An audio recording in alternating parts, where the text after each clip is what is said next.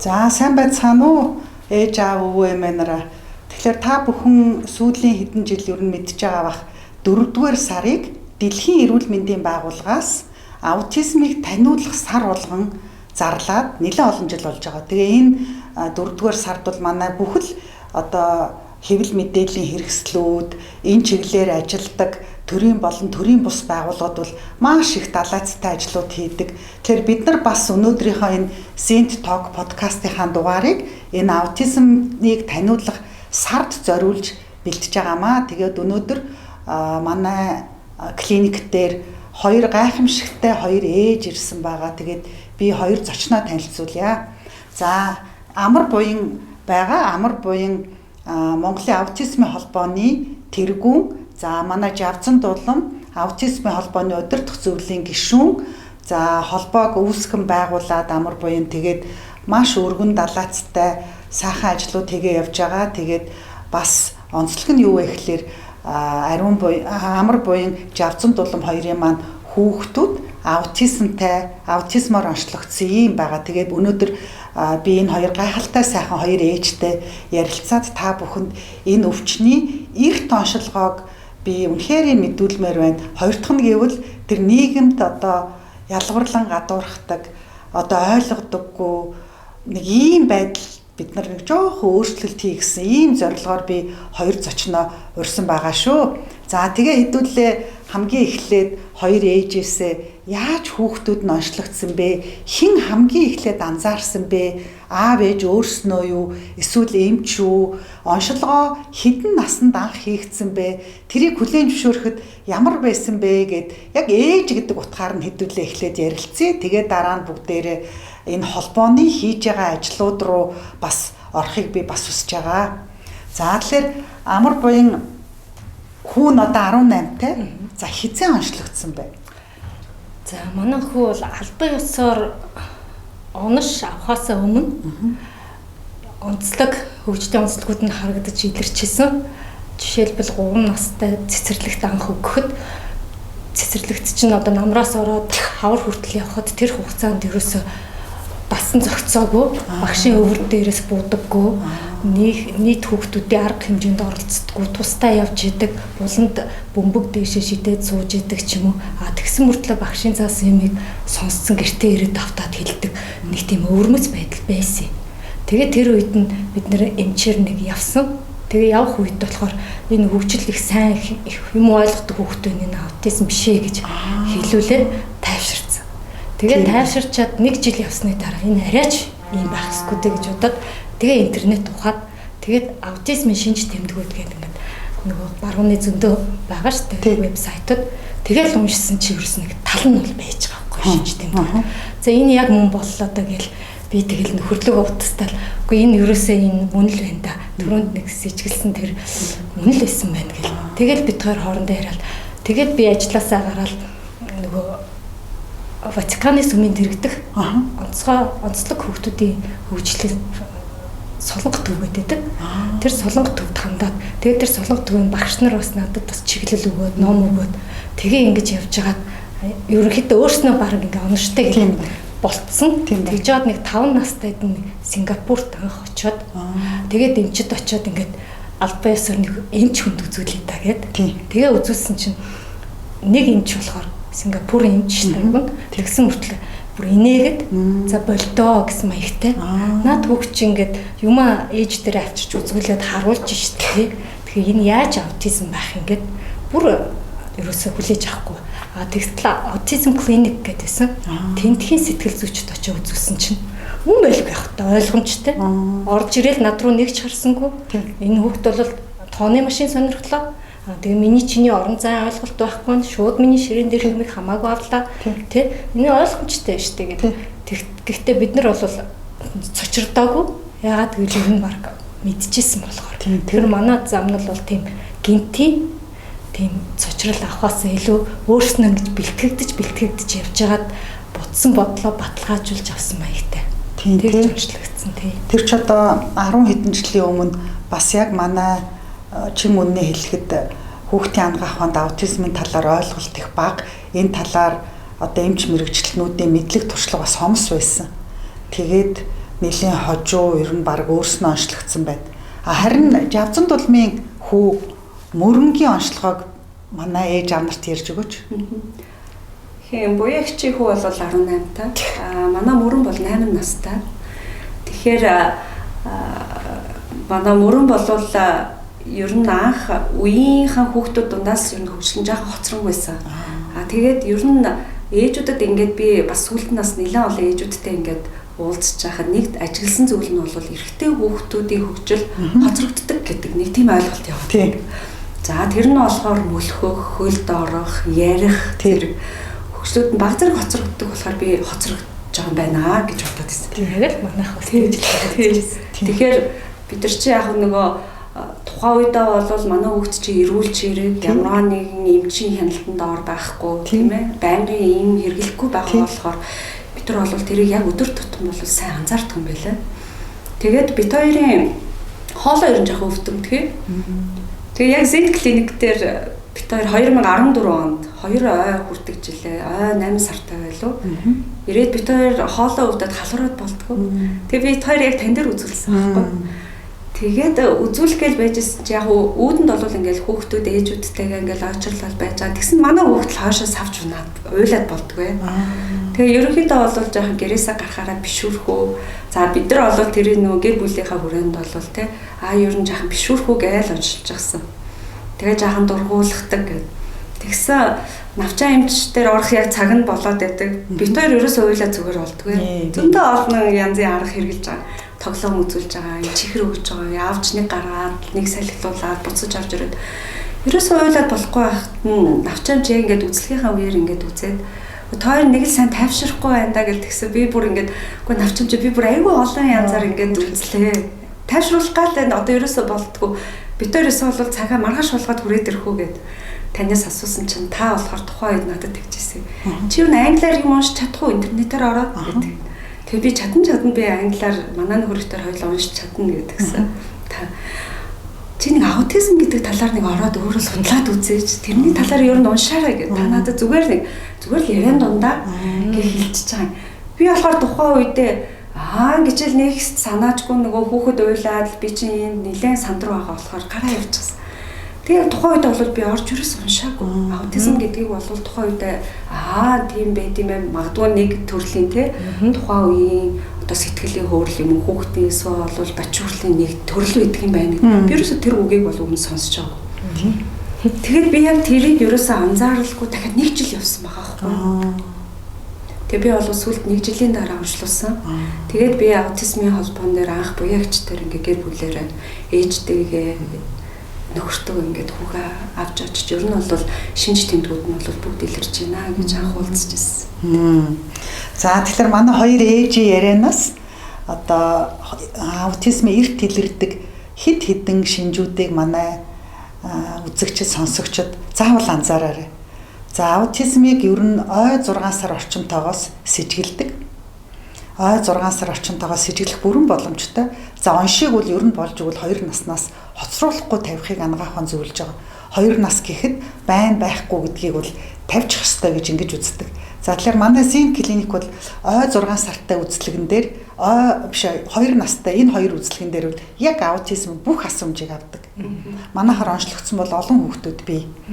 За тэгэхээр хамгийн одоо эртний шинжүүд юу ээж болох вэ гэхээр 1 настай гэхэд нэрээр нь дутахад харахгүй. Ер нь бол нэг 9-10 сар орчим хүүхэд нэрээр нь дутахад харна. Яг өөрийгөө дуудаж зүгээр нэг дуу аваа гаргасан зүг толгоогоо эргүүлэх биш, яг өөрийнхөө нэрийг гээд. Тэгэхээр 1 нас гэхэд хүүхэд нь өөрийнхөө нэрээр дутахад харахгүй бол за одоо юу болж юм да гэж бид нар чи бодох хэвээр их замтай гэдэг нь гэж сууж байгаа. Яг манайх яг тэгдэг. Энэ чихгүй талхаа манай энэ гээл те. Манай энэ их зөрүүд гээд ингэдэг те. За дараагийн шинж болохоор ой 6 сартай гэхэд нүд рүү харахгүй. Одоо ингээл бид нар хоорондоо ярьж хахад ингээл нүд рүүгээ харж яадаг те. Үе харцаа буруулчаал эргээл нүдэн дээр очиж яадаг. Тэгэхээр ой 6 сар гэхэд хүний нүд рүү харахгүй энэ шинж тэмдгүүдийг манай ээж амар ажиглах хэрэгтэй. За тэгээд амар буян сайн хэлсэн аутизмтай хүүхдүүд нөгөө эсвэл хүүхдүүдтэй тоглохгүй яг ингээ буланд очиод ганцаараа хол байна. Эсвэл бүр амар ойрхон очино. Нөгөө яг хувийн орон зай гэж юмыг мэдрэхгүй яг хүний хувийн орон зай руу очиод том хүн байна уу хүүхэд байна уу бүр яг ингээд тулаад очичдаг. Тэгэхээр эдгээр шинж тэмдгүүдийг одоо их эрт ажиглаж явах хэрэгтэй. За тэгээ яг хуу жоохон дараа нь ингээд нэг 2 ой төхөөд ирэхлээр зэрэг хилд орохгүй мэдээж ээж анаар ажиглана. Гэтэ сая яг бас манай Жавзан төлмийн хэлдэг. Эрэгтэй хүүхд юм чинь арай болоогүй. Охтууд аягүй сэргэлэн тэгж жагаад эрэгтэй хүүхдүүд 9-10 дугаар ангид ороод охтуудыг гүйцэтгэх гэсэн ийм хандлагаар ханддаг. Тэгэхээр хилд орохгүй одоо хүний ярьсан юм ойлгохгүй эсвэл команд биелүүлэхгүй бол тэгээд ер нь эмчийн үзлэгт хамрагдах ёстой гэдгийг манай хоёр ээжийн ярианаас маш сайн ойлгож аваарай. За тэгээд одоо хүүхдүүд маань ямархуу байгаа вэ? Анх онцлогдчихсэн үеэс дээрцэн, дорцсон эсвэл янзандаа өөрөөр хэлбэл одоо бид нар аутизмын явцыг бас үзэгч сонсогчтой хэлж өгөн зөв те эдгэрдэггүй юу дорддоггүй янзаараа байдгүй гэдгийг манай аутизмтай хүүхэдтэй гэр бүлүү за тэгээд ер нь энэ талаар ойлгохын мэдээ гэсэн хүмүүсийг сонирхож байгаа баг. Тий. Яг нөгөө Америкийн нэгдсэн улсын нөгөө DSM-5 гэдэг онцлогооноос гарын авлага байгаа шүү тий. Тэн дээр бичснээр бол аутизмыг нөгөө насан туршийн эмгэг тэгээ эмгэг гэдэг утгаараа бол насан туршдаа тэр хүндээ явж идэг тэр хүний онцлог болсон явж явах гэдэг утгаар нь бичсэн байдаг л да. Тэгээд одоо анх бид нэр хүүгээ жишээлбэл 4 настай байхад нь мэдчих үедээ ингээл хүмүүсээр бас яваал тэр солонгодын багш нартай уулзаад ингээл явж байгаа танаа хүүхд бол их хөнгөн тий их гайгүй байна. Ер нь баг энгийн хүүхд баг болчих юм байна тий жирийн сургуульд явчих юм байна гэсэн ийм ойлголт бас төрүүлжсэн. Тэгээд тэрэнд нь бид нар бас их урамшиж бас тий явж исэн. Тэгээд гэхдээ зүгээр суужиж болохгүй мэдээж хэрэг. Тэгээд нөгөө хүүхдтэй чи ажиллаад тодорхой хэмжээнд ингээл тэр мэдснээсээ хойш нэлээд тулж ажилласан л да. Тулж ажиллах дээр яг тэр ABA гэдэг нөгөө аргачлалыг ингээл зүгээр л өөрийнхөө ухаанаар ингээл зарим юм заагаад жишээлбэл асуулт асуухыг ерөөсөө хэзээ ч асуулт асуудаггүйсэн байгаа хгүй. Манай хүүхдийн онцлог бол 2 настайдаа хилд орсон гэж баг бид нар болцсон байхгүй тэр үедээ. Аспергер гэж онш тавьж ирсэн юм уу? Аспергерийг бодвол арай биш байгаа. Зүгээр ерөнхийд нэлээд чадвартай. Тий. Тэгээд яг яхаа тэгсэн нөгөө дараа нь бодоод үцхээр хэлж байгаа өгнүүд нь дандаа юм нэр өгнүүд. Тэгээ юмыг зүгээр нэрлдэг. Өнгө тий. Тэгээ мэддэггүй юм ерөөсөй байхгүй нэг тийм. Тэгсэн мөртлөө асуулт төрөөс асуудаггүй багч шин. Тэгэхээр асуулт асуухгүй байгаагийн дээрээ би аргаар ч юм уу сургах маягаар ингээд яваад ингээд дээрэс нь өөрийнх нь нөгөө чадвар дээр нь тулгуурлаад илүү нөгөө спортоор хичээллүүлэх тэгээд хөгжмийн авиасыг нь хөгжүүлэх гэдэг төгөлдөр хуурыг дэмжиж өгөхтэй ийм байдлаар ингээд яваад тэгээд хаажимдаа жоохон тэр чадвараар нь дамжуулж жоохон нийгэмшүүлэх гэж оролдоод ингээд явж ин л та. Тэгээ өнөөдрийн байдлаар бол одоо ингээд мэдээч эцсийн дүгнэлт гаргах гэж байхгүй. Угаасаа анх онцлогдох үед л хэлдэм билээ л дээ. Энэ бол богино хугацааны спринт биш шүү. Энэ бол марафон шүү. Хүүхдтэйгээ ажиллана. Хүүхдтэйгээ энэ олон жилийн юм гэж ойлгоорой л гэдэг юм билээ тий. Тэгээд яг өнөөдрийн байдлаар хахад бол өөрийнхөө хувьд бол бид нар хөгжсөн гэж бодож байгаа. Тий. Зөндөө чадваруудыг эзэмшсэн. Би даах бол ер нь бол бүрэн чадвартай болсон. Гэхдээ онцлог нь хэвээр. Яг л нөгөө аутизмыг тодорхойлдог нөгөө 3 үндсэн шинж байгаа шүү дээ. Хэл ярианы харилцааны өвөрмөц байдал, нийгэмшлийн өвөрмөц тэр байдал нь тий. Тэгээд дээрэс нь тэр хязгаарлагдмал сонирхол, давтагдмал юм тэр үйлдэл тий. Тэр уян хатан биш сэтгэлгээ. Тэр бол байсаар л идэм билээ. Тэр бол байсаар юм байна. Ер нь цаашдаач байна тий. За манай мөрөнгийн хувьд анх онцлогдчихсантай харьцуулах юм бол одоо 8 настай ямар чадварууд эзэмшиж байна? Та нарын одоо ажиллагаа үр дүнтэй байна уу? Эсвэл хэцүү юу? Ер нь альва хүүхэд бол бүгд хөгждөг юм билээ. Тийм. Ямарваа нэгэн хөгжлийн бэрхшээлээс үл харгалзсан. Хөгжил бол байнга явагдаж байдаг. Манай мөрөнд бол хөгжил сайн явагдаж байгаа. Тэр нь бид нар дээр яаж илэрж байна гэх юм бол одоо саяны буяа хичээл хийсэн 3 бэрхшээл маань бага насны дээр их хурц илэрдэг байсан. Туушрмал байдал. За одоо жишээлбэл Синт клиник дээр ирээд эмчит үзүүлэхгүй тэр уйлж байгаа бол тэр нөгөө орчин өөрчлөлт өгснөөс болоод тэрийг хүлээн зөвшөөрөхгүй айлд орохоор те бас эсвэл олон нийтийн газраар явахаар тагууддаг эдгээр байдлууд бол ер нь бол нэг 4-5 настайгаас бол багасдаг юм байлээ. Тэгэхээр ингээд явцын дунд одоо би ингээд мөрөн яг сая та асуулт асуухаар эргээд бодлоо л да. Тэгэхээр энэ хурц илэрдэг байсан байдлууд нь бол их энгийн өдөр тутам өөрчлөлтүүд гардаг гэдгийг бол их сайн ойлгосон. А тэрэндээ өөрийнхөө хэмжээндээр бас тасан зохицохыг нэлээд хичээдэг болсон. За гэр бүл ээж аав, эмээ өвөө, ах эгч нарын зүгээс бас нэлээд олон энэ дээр дэмжлэг үзүүлж байгаа юмд бид нар аль болох орчингийн өөрчлөх, олон давтамжтай зүйлээс аль болох тэг өөр зүйл хийлгэх. Жишээлбэл манайх ингэдэг л дээ. Цагаан машинтай нэлээд хэсэг байж агаад өөр машин аваад гисэн чинь нөгөө машинтаа суухгүй нь бол манай машин биш байна гэх мэтчлээ. Тэгэхээр хүн гэр бүлэрээ яг мөрөн зориулсан тэр давтамжтай их олон зүйлийг би ингээд ажиглаад тэгээд ийм өөрчлөх нэлээд олон зүйлсийг бол гэр бүлэрээ бүр ингэж те зохион дахиж ийм дахин бүтээх, дахин зохион байгуулах тийм шаардлагууд бол гарч ирж байгаа. Үүний дагуу ч гэсэн манай хүүхдүүдийн ер нь бага наснд нь тэр шаардлагатай үйлчилгээ, за тусламж, интервенцийг үзүүлэх юм бол манай хүүхдүүдийн хөгжил бол энгийн хүүхдүүдтэй ерөнхийдөө төстэй болох тийм бол боломж байгаа. Гэхдээ энэ дээр бол эцэг их, багш, за эмч нарын тийм ээ хамтын ажиллагаа, за хүүхдэд яг зориулсан тэр ганцаарчилсан нэлээд олон хөтөлбөрүүдийг маш тууштай тийм хэрэгжүүлэх юм бол шаардлагатай. Яг амгаахын бол ер нь нэг аутизм гэж онцлогдсон хүүхдүүдийн 30 орчим хувь нь маш их сайжирдаг. Заавал одоо эерэг өөрчлөлтүүд гардаг гэж үздэг харамсалтай нэг 70 орчим хувьд нь бол бас тийм юм ажиглагддаггүй. Тэгээ манай үзэг сонсогчид энэ 30 орчим хувьд орох уу тэр 70 хувьд орох уу гэдэг бол цэвэр тэр гэр бүл, нийгэм, хамт олон, багш, сургууль хүмүүжүүлэгч нар, ах トゥ амрах сардан бүгднгийнх нь хичээл зүтгэлүүдийг л ойлгох хэрэгтэй. Манай хоёр ээж өнөөдөр яагаад манай эмнэлэг дээр ирж манай подкастэнд орж ирэхлээр хүүхдүүдээ маш сайн хөгжүүлж чадсан өдөржин шүнжин унтах нойр идэх хоолоо хасаж хүүхдүүдээ маш сайн болгосон үлгэр жишээ ээж учраас л та нарт одоо юу өгөөсөө тийм ээ итгэл найдвар өгөөсөө урам зориг өгөөсөө одоо үлгэр дуурайл өгөөсөө л гэж энэ хоёр ээжийг урьсан байгаа шүү дээ. Тэгэхээр энэ хоёр ээж маань бол хэдэн олон жилийн турш маш сайн ажиллаж ингэж үр дүн төрсөн байгаа.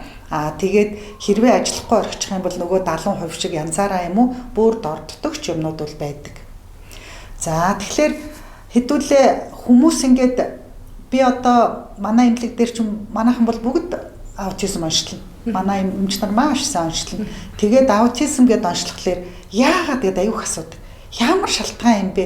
Эмчээ яагаад вэ? Бид нар юу буруу хийчихв? Хинээс болов, юунаас болов гэсэн асуултыг оншийн дараа шууд автоматар асуудаг тий. Тэгэхээр та хоёр бас энэ замыг туулсан байх. Тэгээд одоо юу хайв? Тэгээ ямар нэг юм олов уу? Тийм ээ шалтгаан гэдэг утгаар нь тийм ээ. Одоо ингээл за одоо харамсалтай аутизм байна, сэжиг бүхий байна гэж хэлэнгүүт яагаад? Юунаас болов? Хиний буруу вэ? Юуны буруу вэ гэж дандаа тэгдэг байхгүй юу? Тэгэхээр та хоёр энэ замыг туулсан хүний хувьд манай ээж аав нарт шалтгаан дээр танай гэр бүл юу хайв, юу олов одоо тэр талаар яриул. За шалтгааны хувьд болохоор яг ихэнх үед нь ямар ч хүн тэгдэг юм шиг байна тий. Тухангуй ихэнх үед. Гэхдээ миний хувьд болохоор шалтгаан тэгж нэг их хайгаагүй. Ягаад гэвэл анх нөгөө уншаал шалтгаан нь яг шинжлэх ухаанаар тодорхой биш их олон магадлалууд дэвшүүлсэн байдаг гэдгийг уншаад за би ч тэрийг одоо олдлаа тий. Одоо ер нь гол нь юу хийх вэ, яах вэ гэдэг рүүгээ л анхаараа гээл явсан. Гэхдээ тодорхой нэг судалгаа хийхэд жишээлбэл нөгөө юу бэ штэ хоол хүнс тий хоол хүнсэн дээр анхаарах ялангуяа глютен, казеин нөгөө юу бүтээгдэхүүн хэрэглэх гэдэг тэрийг жоохон судалж үзээд тэгээд нэг хэрэгжүүлж бас яагаагүй нөгөө хүүхдэд иддэг хоол нь үндсэн хоол нь л ерөөсөө сүүгүүрэл хоол байсан болохоор тэрийг нэг харахгүй хорж ерөөс чалаагүй тэгээ жоохон хорж үзэл тураал ядраад харна тэгэл болоод оронд нь харин нэмэлт бүтээгдэхүүн маягийн ууж исэн тэр нь бас тэр Сингапурын аутизм клиникаас бичиж өгч исэн тэгээд ер нь бол яг олсон юм байхгүй Удам байхгүй тий одоо манай монголчууд удмаа уул нь бол сайн мэднэ. Тий. Удам гэхээр одоо хэдэн үеийн цаана гэхээс үлдэхөр зунд ч юм одоо ижил төрөл шинж тэмдэгтэй хүн байжсэн ч бид нар мэдэхгүй тий. Тийм болохоор яг тэгж нэг ухаж бас тийм хувьд бол үзээгүй. Мөрөнгийн хувьд ямар нэгэн шалтгаан хайв уу, юм олсон юм байгаа юу? Тэгэхээр миний хувьд бол буяагч өгöd бол би арай илүү яагаад гэдэг асуултан дээр нэлээд гацсан. Яг тийм.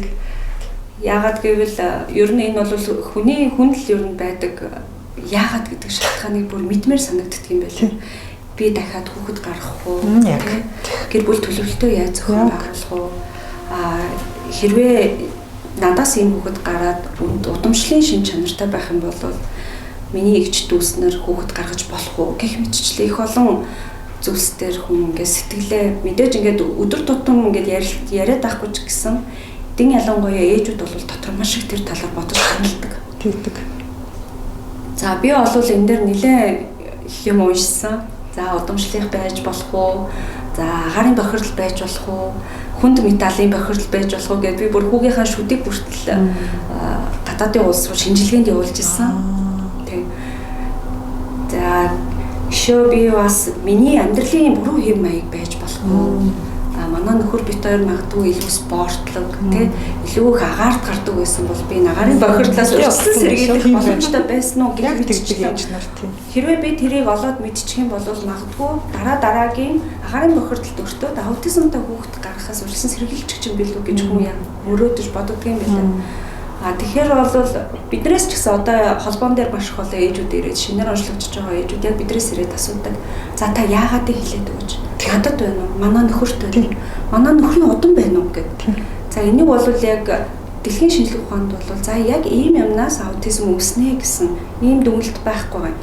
Хэрвээ удамшдаг байсан бол одоо манай 3 хүүхдээ те манай мөрөн бол дунд хүн маань. Тэгэхээр манай 3 хүүхэд магадгүй 3 л удамших.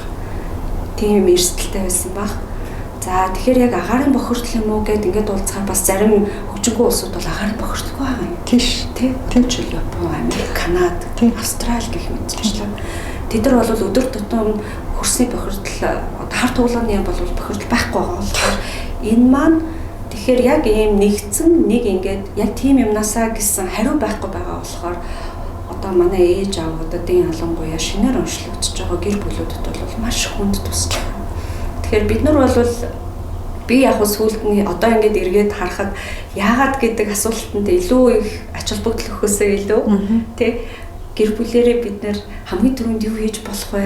Өрөнгөө яаж илүү хурдан хөгжүүлэх тал дээр илүү тэр цаг хугацаа тэр их энергийг тий тэрийг тийшээ зарцуулбал илүү үр дүнтэй бөгөөд миний хүүд бол илүү одоо ач холбогдолтой байсан юм байна. Тий. Тэгжэл бод. Одоо манай буяа жавцаа хоёрын ярьж байгаа бол би бас айгүй буруу бодсон байхгүй. За нөгөө вакциныг ярих хайхтаа л гэж бодсон чи хизээч үгүй яадаг бол манай хоёр ээж бол маш их уншдаг, судалдаг, хэл ус сайтай дандаа нөгөө янз бүрийн юу биш, цуу яриа биш дандаа шинжлэх ухаан уншдаг учраас вакциныг нэг ч яриаггүй тэрийг манай ээж аав нар анзаарсан байгаа бах. Тэгэхээр сүүлийн 20 гаруй жилийн судалгаагаар ямар ч вакцин аутизм үүсгдэг болох нь нотлогдоогүй. Эсвэргээрээ ямар нэгэн вакцин аутизм үүсгдэггүй болох нь шинжлэх ухаанд нотлогдсон байгаа.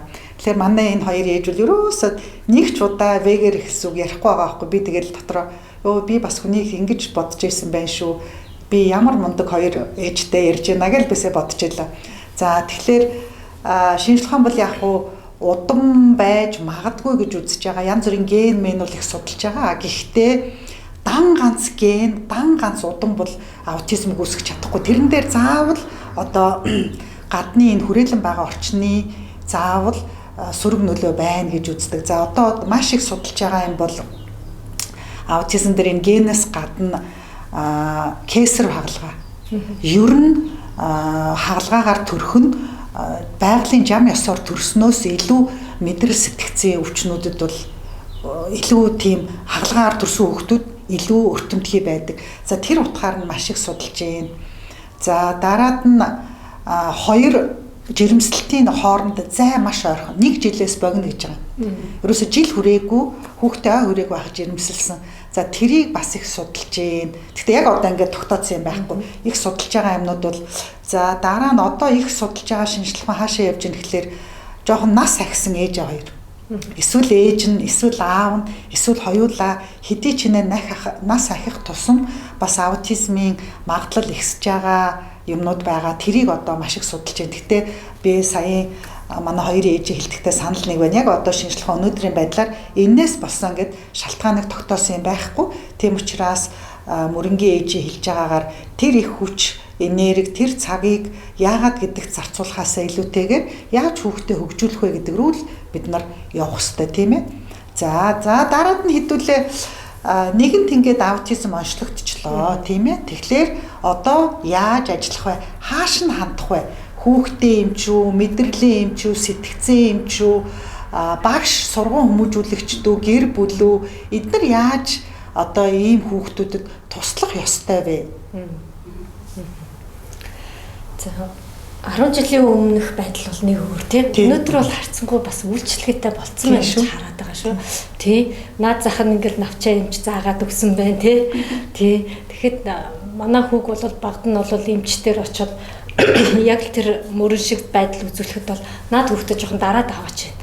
Тий. Нэг даалгадаад авчвал наа чи ингэж бахирахгүй шүү дээ. Хитрхи эрхлүүлээл ийм болгож байгаа юм шүү гэж хэлэх жишээ нэ тий. Тэгэл тайвширсан хойно оруулаад ирэх. Хизээч тайвшрахгүй штэ манай хүүхэд гэрте одсон хоноор тайвшрна гэж би тэгж байгаа байхгүй. Тэрийг бодвол өнөөдөр бол эмчнэр би өрхийн эмчнэрт тодорхой хэмжээнд хаяа бас олоод харцсан байгаад байгаа юм тий. Тэгээ навчаа эмчтэр хэлүүллээ гэж манад нэлээд хандсан. Ямар ч гэсэн хамгийн эхлээд магадлалтай гээд хин нэгэн хүн хэлэх юм бол одоо хамаатан садны хүн ажигласан байж болно тий. Өөрөө бодоод болсон байж болно. Эсвэл эмч хэлж болно. Гэт бодоход цаг алдахгүйгээр хамгийн ихний бага насны хүүхдийн нөгөө амь чат гэдэг шүү дээ. Онцлогоо илрүүлэг тий. Магадлалыг илрүүлдэг. Яг онош бас тогтоодог ш. Тэр монгол хэлээр байгаа шүү дээ. Тэрийг жишээлбэл асуултнуудад хариулахад л одоо сэтгцэн эрүүл мэндийн үндэсний төв дээр ч тэр байгаа. Тэр асуултнуудад хариулахад л нэлээд магадлал илэрч гарч ирдэг тий. Тэгээ яг эмчийн заавал онцлогоо хүсэж байгаа хүмүүс бол сэтгцэн эрүүл мэндийн үндэсний төвийн хүүхэд өсвөрийн клиник гэдэг байгаа тий. Тэнд бол очиход тентхийн эмчнэр бол шал өөр болсон тий. Шал өөр. Тэр мэддэг болсон. Маш туршлагатай мэдлэгтэй. Ямар ч гэсэн 20-30 минут үзээд хүүхдийг бол магадлалын тогтоон эргэлзээтэй тохиолдол үнэлгээнд ороод иргээд явуулдаг. Үнэлгээнд бас орж болно. Үнэлгээ бол ерөөхдөө сайн дурах л та. Тийм. Би бол их явуулдаг шүү дээ. Тийм үү. Үнэлгээнд ерөөс явуулдаг. Баталгаажуулахын тулд явуулдаг тий эргэлзээтэй тохиолдолд яг манай хүү бол үнэлгээнд бас орж үзээгүй. Тэгээ ерөөхдөө үнэлгээ бол бас яг ажиллах гэж байгаа хүнд жоох чиглэл өгдөг тий. Яг юун дээр хаана хоцрогдол яваад байгаагаа илрүүлэхэд илүү тусалдаг. Тэр утгаараа үнэлгээнд орж болно. Тэр нь бол үнэлгээ хийдэг хэд хэдэн бас төрийн бас байгууллага байж байгаа. Манай холбоонд хандж байгаа тохиолдолд бол бид манай холбооноос ном одоо гарын авлага ч юм уу тиймэрхүү ингээд мэдээлэлээр хангадаг монгол хэлээр гарсан. Дээрэс нь эцэг эхчүүдэд зориулсан сургалтууд үе зохион байгуулдаг, тэнд оролцоод ингээд явдаг. Дээрэс нь одоо бусад эцэг эхтэй холбогдож ирдэг. Тэр бол бас айгуу чухал, маш чухал. Ганцаараа биш юм байна ч зөндөө адилхан зовлон жаргалтай хүмүүс зөндөө байд юм байна. Сайн ч юм. Аутизм гэхээр муу гэсэн бас биш шүү дээ. Хөгжлийн онцлог болох шүү дээ. Тийм тэгэхээр аутизмтай хүн хүүхэд төрүүлээгээд тэр ээж одоо дутагдaltaй ээж болж байгаа юм биш шүү дээ. Яг үнэ. Тэрийг ойлгохноос их хэрэгтэй болдог. Тэгээд нийгмийн халамжинд бас нэг эмчнэр дээр очиод ээж нарын нэг сочирддаг юм ингээд байгаа юм л да. Сэмүүт дээр очиод үзүүлсэн чинь за танаа хүүхэд аутизмтэй юм байна. За одоо ингээ халамжиндаа орондоо ингээд шууд бичиг хийгээл эхлэн гоо тэр ээжийн нөгөө сэтгэл зүйн бэлэн биш байдаг. Аутизм хүлэн зөвшөөрч амжаагүй байгаа хүн гэд халамжийн тухай яриад эхлэх ингээ шууд ингээ хитэн шат дараа нь ярьж эхэл тий. Энд ч гэхдээ үүргээ биелүүлж л байгаа хэл та. Тэр чинь төрөөс ямар үйлчлэл тэр хүүхдэд олгогдож байгаа мэдээллийг үүрэгтэй гэдэг утгаараа хэлэхэд манай хүмүүс бол цочирч болно тийм ямар ч хүн цочирч болно. би жишээлбэл халамжинд оруулахгүй маш олон жил явсан. Тий. Тэр халамж чи яах вэ тий? Энэ зүгээр урдлынхаа юм хийгээд тэгжитэл бас гайгүй болчих юм л халамж чи хэрэггүй ч болчих юм дөө гэж бодоод явж исэн тий. Тэгээ халамжиндаа ороод нөгөө асаргааныхаа мөнгийг аваад явна шүү дээ. Саруулгаа. Тий.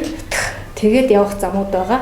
Тэгээд одоо эмчнэр харьцангуй ойлголттой болсон болохоор бас их хүчтэй болсон байгаа. Нэг дутагдaltaй байгаа юм бол яг багш засалч одоо терапевт хүмүүсийн дутагдал бол үнэхээр байгаа. Манай эцэг эхчүүдийн хүсэж байгаа юм болохоор яг хүүхдтэй тулж ажиллаад тий одоо хүүхдээ нэг аваачид өдөрт нэг 2 цагаар ч юм уу аваачдаг 7 хоногт 3 удаа ч. Тэгээд нөгөө эмч юм уу засалч ингээд тэр хүүхдэд ажиллаждаг багш. Ажиллаад чиглэл өгөөд ингээ явуулаад төлбөртэй ч төлбөргүй ч ингээ явуулдаг. Тийм хүн маш хүмүүс. Тийм бид нар ч юм бол хүүхдийн эмч нар ч юм бол онцлог шүү дээ. Тэгэл одоо жоохон хатуу хэлэхэд тэгэл болоо. Гэтэл багш, цэцэрлэгийн багш, сургуулийн багш нар ажиллана энэ хүүхдүүдтэй. Тэгэхээр энэ тал дээр манай Жавцаа юу хэлэх вэ? Хүүхдээ мөрөнгө цэцэрлэгт өгж ирсэн үү? Цэцэрлэгийн багш нар, сургуулийн багш нар аутизмын талаар ямар хөө мэдлэг мэдээлэлтэй байдаг вэ? Ийм хүүхдүүдтэй ажиллах ур чадвар, мэдлэг байдгүй. Манай мөрөн бол ерөөлтийг бодох юм бол үйлчилгээнүүдтэй бол харьцангуй тийм ээлтэй болцсон байх үед онцлогдсон болохоор тийм харьцангуй үйлчилгээнд бол сайн хамрагдсан. За жишээлбэл одоо тань дээр те бид нар бол нэлээд баг дээр нь бол аутизмын талаар онцлуулах тэр боломж нь бол байсан байна. Ишөө бүр тэрнээс өмнө ч гэсэн ягаан дэвтрээ хэрвээ би сайн хөтлөөд бүрхийн эмч маань тэрийг сайн хөтлөө явж би бүр ишөө тэрнээс өмнө ч гэсэн онцлох надад их боломжууд нь байсан байлаа. Тухайн үед бол 18 жил өмнө бол ягаан дэвтэр гэж байгаагүй байна тийм. Тэгэхээр 11 оноос л гарсан. Тийм. За тэгээд үүний дараа бол би аутизмтай хүүхдийг үеийнхэн донд нь за тэр нь бол яг өөрийн үеийн нас цэцүү хүүхдүүдтэй хамт тэр орчин дотор хөгжүүлэх нь бол хамгийн чухал гэж бодоод цэцэрлэг төгсөн байна. Тэгээ би бол тухайн үед яг их сайн багштай энгийн цэцэрлэгт авчид өгчвөл манай хүүхд яг тэр орчинд басаад эцсийн дунд гайгүй болчих гэсэн. 2 саржингаа өглөөжингөө уйлаад өдөржингөө уйлсан. Тий. Тэгээд сүүлдээ нөгөө сайн багш маань хүртэл ингээ бууж өгч байгаа юм л да. Өндөө манай цэцэрлэг танаа хүүхдийг авч чадахгүй нэ. Манай төлбөртэй цэцэрлэг хувирч гэсэн танаа хүүхдэд ингэж бүх ингээ цагаа те зөвхөн нэг багш ингээ байнга зарцуулаад байж чадахгүй гэдэг. Тэгээ би бол тэр багшийг бол ойлгож байна. Тэгээд би анд аутизм дээр яг аутизмтай хүүхдэд зориулсан цэцэрлэг бүлэг дээр тийм холимогдоод гэхдээ тэднийх энгийн бүлэгтэй бас тийм тэн цэцэрлэгт ингээд хүүгээ хамруулад тэгээд сая сургуульд оруулсан. Яг уу би зүгээр одоо ингээд эргээд харахад хэрвээ манай боловсролын яг систем дотор бүх багш нар догшин бэрхшээлийг үл харгалзсан цэцэрлэгийн одоо сөөв те сургуулийн боловсрол болон ерөнхий боловсролын сургуулийн одоо үйлчилгээ хүртээмжтэй хүргэх тэр яг чадварыг хэрвээ мобиста ч юм уу те эсвэл багш болж байгаа тэр яг үедээ дадлагыг хийж чадсан бол магадгүй манай хүүхдүүдтэй их ажиллах тэр боломжууд бүрдэх байсан баг. За нэгдүгээр болохоор аутизмын талаар ойлголт байхгүй болохоор би тэр багшаас бас их юм хүсэж чадахгүй байгаа. Тэг яг бид нар бол ээжүүд бид нар аль болох эргэн тойронтой ингээл аягүй сайн ярьж явахыг хичээдэг те. Би одоо багш дээр очиод ингээл хүүхдэд танилцуулаад ингээл бүх аутизмын шинж тэмдэг эхнээс нь эхлүүлээл ярина. Тэгээ тэр багшийг одоо те за яг би 1-2 удаадаа нэг үзээд алдъя гэтэл л ярина. Ойлголт өгөөд байгаа шүү дээ тийм. Тэрнээс бол яг ингээд бэлэн мэдлэгтэй болсон чадварыг эзэмшсэн тийм багш бол байхгүй. Тийм байна тийм. Тийм байна. Нэг манай боловсролын салбар бас айгүй анхааралтай авмаар байна. Тэгвэл эрүүл мэндийн салбар бол яг чин үндэ онцлол тэгэл ямар эмнэлэг дээр өдөр болго ирээл эмчтэй ажиллаад байна гэж байхгүй шүү дээ. Тэгэхээр энэ тийм гэхээсээ илүү хөгжлийн тийм одоо яг л хөгжүүлэх л асуудал шүү дээ. Өөрийнх нь онцлог тохирсон арга барилаар хөгжүүлэх, боловсруулах тийм л асуудалтай. Тэгэхээр энэ дээр манай боловсролын тогтолцоо бүр айгүй тууштай шинжилэл хийх хэрэгтэй байхаа гэж бодож байна. За одоо би ч ингээд олон жил хүүхдийн эмчигээ харж байхад хүмүүс ийм өвөрмөц хүүхдүүдээс ичдэг. Одоо аутизмтай хүүхдтэй цаг авахтаа эмчээ хамгийн сүүлийн цагийг авъя. Хамгийн ихний цагийг авъя. Эсвэл одоо даунтай хүүхдэд оруулж ирэхдээ бүр ингээд битүү боогоод бүр ингээд царайг нь харуулах ямар ч боломжгүйгээр хүнд үзүүлэхгүй. Би тэднийг аягүй сайн ойлгож байгаа. Тэднэрт нийгмийн зүгээс тийм таатай ханддаггүй. Хинч тэр одоо эвгүй харилцааг хүсэхгүй, тэр өдөржингөө хэдэн өдрөөр тэр бодогдож явна хамаг одоо сэтгэл санаа бүх юм дарангуулагдаж стресстэй. Тэгээ тэрнээс болоод хүмүүс ер нь аливаа өвөрмөц одоо янз бүрийн гажигтай хүүхдүүд бий. Тэр хүүхдүүдэд маш их нуудаг. Тэгэхээр би яг тэр ээж аав нарт зориулаад манай хоёр мундаг ээж нэг зөвлөгөө өгөөч. Яаж тэр барьерийг давж хүнээс айхгүй, ичихгүй энэ миний төрсөн үр, миний үр ийм онцлогтой. Энийг бүгдээрээ хүлээн зөвшөөрөх та нар ёстой. Би энээсээ айх ёсгүй, би энээсээ ичих ёсгүй гэж одоо ингээд гоё нээлттэй сууж байгаа ийм ад жаргалтай ингээд сууж явах тэр арга замыг манай одоо өвөрмөц хөгжлийн өвөрмөц шатаар явж байгаа хүүхдүүдтэй ээж аав нарт би та хоёрыг яг зааж өгөөсэй гэж бодож байна. Бид нар зөндөө зөвлөгөө өгдөг. Тэгтэл дараа нь дахиад ирэхдээ нөгөө хүнжлөөрөө хучаал нөгөө одоо зуны халуунд чил ингээд хамаг юм хуччаал ороод ирдэг айгүй өрөвдмөр тийм. Энэ асуудал бүр цаанаасаа гүнээсээ тий бүр олон 100 жилийн явцч гэх юм уу тий тэгш хамруулалт байхгүйгийн үр дүн л гэж би үр дүн гэх юм уу гай гэх юм уу тий одоо ингээд бид нар цэцэрлэгт явхад манай ангид даунтай хүүхэд ч юм уу аутизмтай хүүхэд явж исэн бол бид тэр хүүхэдтэй энэ тэнцүү харьцах ойлголтыг багшаасаа тий эцэг эхээс аваад ингээ өссөн бол дараа нь би тийм хүүхэдтэй боллоо ч тэгж надад санагдахгүй тий. Гэтэл тэднийг дандаа тусгаарлцдаг. Тусгаарлсан. Бидний толгойд тэр тусгай сургуулах штэ. Тий. Одоо чи тусгай сургуулах юм уу гэж бие хүртэл тий шоглож тоглож ингэж өссөн хүмүүс миний хүүхд яагаад энэ тусгай сургуулийн хүүхд болчихвоо гэхэд мэдээч хүн цочирдэн тий. Тэр ээж аавыг бол ойлгож байна л да. Тэгээд бид нар ч гэсэн тийм амархан бас ил гараад ирсэн бас хүмүүс бас биш. Бас л тэр процессор явна. Тийм ч болохоор бид нар ингээл хүүхдээ нийгэмд зохицуулах гэж тааруулах гэж тэгээч ингэж гэж хажуунаас нь байнга засаж ингэж явж байгаа шүү дээ. Аль болох нөгөө нийгэмд арай ялгаатай харагдахгүй шиг байгаасаа ад бити үзэгдээсээ гэсэндээ хэвэндэн цутгах гээд бид нар ч үзэж явж байгаа шүү дээ тий. Тэгээд аутизмтай хүмүүс өөрсдөө ялангуяа тэр аспергертэй өндөр чадвартай хүмүүс өөрснөө өнөөдөр дуу хоолойгоо хүргэж байгааг нь сонсоход бол бид нар ингээд насан туршид жүжигчин болж явдаг тий. Байгаагаар байлгадгүй бидний өөрс тэг ингээд байдаг. Энэ бол дотроо аягүй том стресс болж хөрөмтлөгдчихэд тэгшээ нэг өдөр дэлбэрч гардаг тийм болохоор ингээд байнга бидний битээ засаач битээ ингээд өөрчлөх гээд оролдооч гэж бас тэгдэлтэй. Тэгэхээр тэрийг бид нөгөө өнцгөөс сонсох юм бол бас нэг бид нар болохоор чинь нөгөө эцэг эхийнхээ хувьд болохоор хүүхдийг минь битээ ялгаасаа гэсэндээ л тэгж тийш. Өөрөө санаандгүй ялгцсан. Өөрөө хэлбэл яг өөрийнхөө хүүхдийн төлөө л тэр барьерийг давдаг тийм үү? Яг л үр хүүхдээ сайн сайхан байгаасаа гэдэг хүсэл чинь л тэр айж ичих бүх юмыг л одоо ялан дийлж байгаа шүү дээ. Явж ингээд нэг ойлгох юм бэл л дээ. Энд чинь асуудал манай хүүхдэд биш дээ тийш. Асуудал харин илүү нийгэмдээ юм биш дээ. Яг үнэ. Энд чинь нийгэм нь ойлгочих юм бол манай хүүхдийг хүлээн зөвшөөрөх болгош манай хүүхэд адилхан болсон цагтаа гэж тэрийг л яг гэсэн нөгөө өнөөдрийн яг нийгэмд тулгуурласан тийм шумруулалтын ойлголт гэдэг онл яваад байгаа л да. Орчин үеийн тэр ерөөсө хөгжил. Ерөөсө асуудал нөгөө тэргийн цэртэй хүний өмнөд шат тавьчихад чи бэрхшээлтэй гэж хэлээд байх уу? Эсвэл тэр хүнд лифт хангаж өгч тэр хүнд бэрхшээл нь алга болчих ш. Яг тэрнтэй адилхан бид нар тэр хүүхд тохирсон аргаар харьцаа тохирсон аргаар нь заагаад сургаад хөгжүүлээгүй байж ч яг одоо тэгж ярьж бас болохгүй болчиход байгаа юм л да. Тийм. Тэгэхээр асуудал тэр ээж аав гэхээсээ илүү бид нарт байгаа яг асуудал бүр ингээд томоор анхнаасаа тэр хамт байгаагүй л гэж бодоод байгаа юм л да. Надад жавцсан тийм байна. Жавцсан эм ээж аав нарт ямар зөвлөгөө өгөх вэ? Заавал аутизмд байх албагүй. Жишээлбэл даунтай хүүхдүүдээс бас манай ээж аав нар ичдэг тохиолдол бол бас тийм ховор бол биш. Ер нь өвөрмөц ингээл төрөлхийн гажигтай янз бүрийн мэнг зэнхтэй юм өвөрмөц хүүхдүүд зөндөө л байгаа шүү дээ. Яг нь бидний хувьд бол нөгөө эмч учраас зөндөө гэж хэлжээж би магадгүй. Гэхдээ тийм хүмүүс хүүхдүүдээсээ ичдэг юмнууд бол бий те. Тэгэхээр тэр ээж аав нарт хандаад чиний зүгээс юу гэж хэлэх вэ? Сая боягчийн хэлж байгаа дээр нэмээд хэлэхэд бол манай хүү ерөнхий боловсролын сургууль тэг шамрагдсан. Уул нь 2 жилийн өмнө сая ковидос өмнө.